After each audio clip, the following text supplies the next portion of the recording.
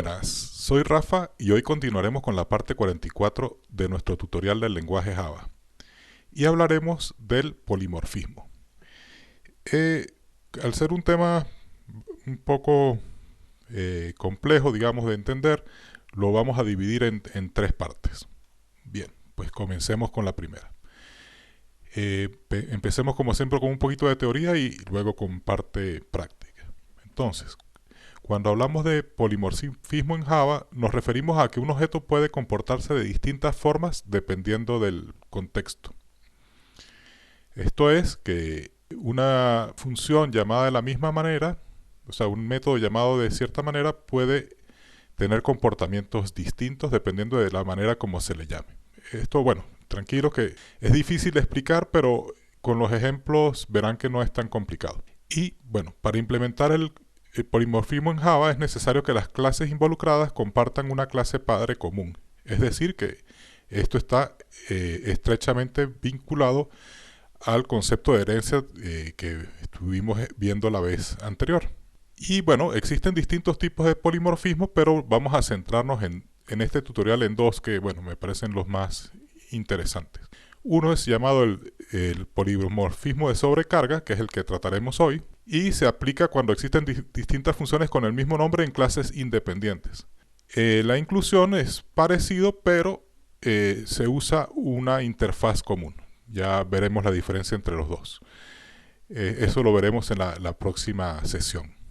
Hoy pues vamos a hacer en nuestra parte práctica lo que vamos es a retomar el capítulo anterior y vamos a mostrar cómo funciona el polimorfismo de sobrecarga. Lo que haremos es que a cada una de las clases que desarrollamos en ese ejemplo, padre y las dos hijas, un método con el mismo nombre y cada uno tendrá su código.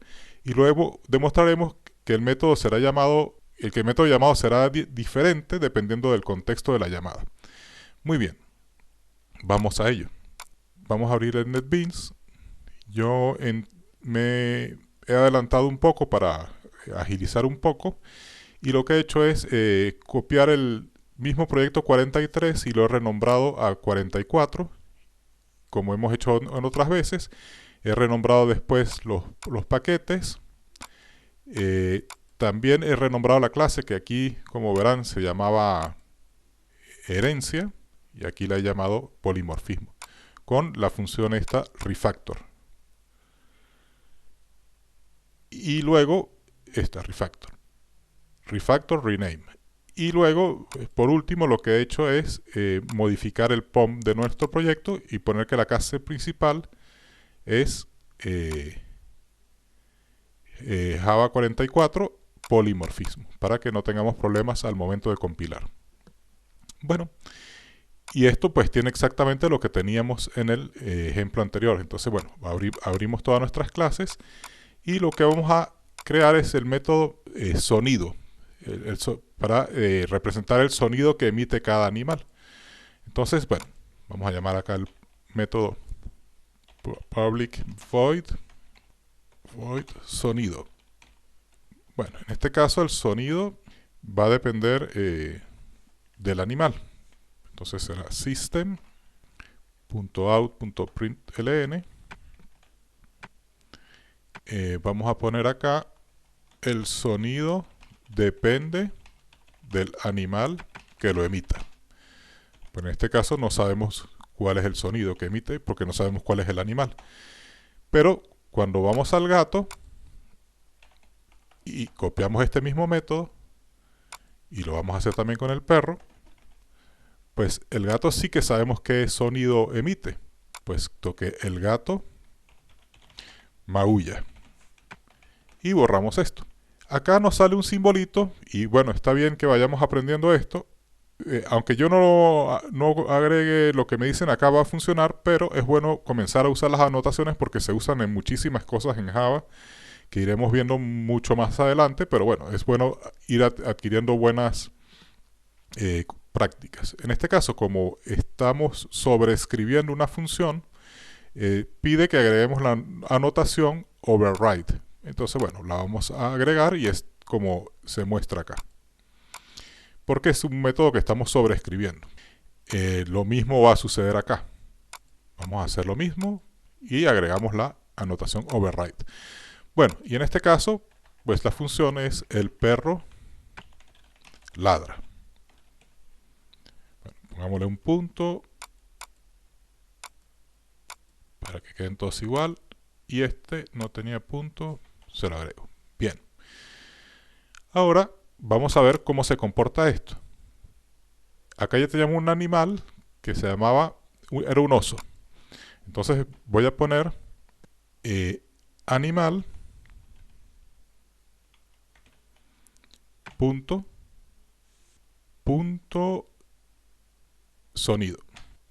Y al perro, en vez de declararlo así, lo voy a declarar así.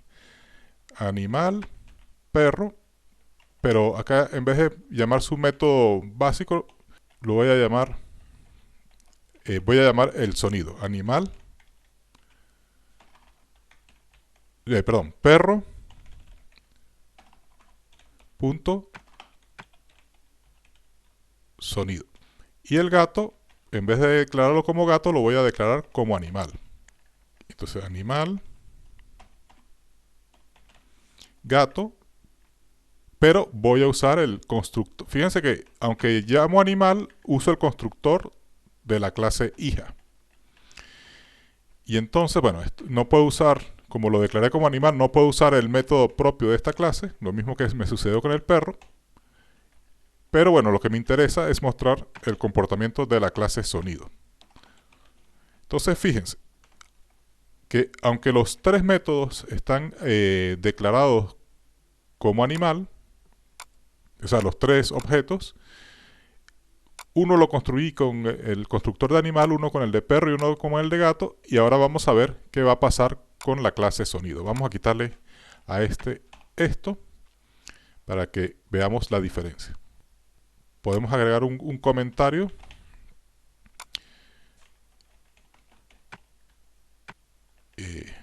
para mostrar un poco con orden con la clase animal. Acá con la clase perro y aquí con la clase gato.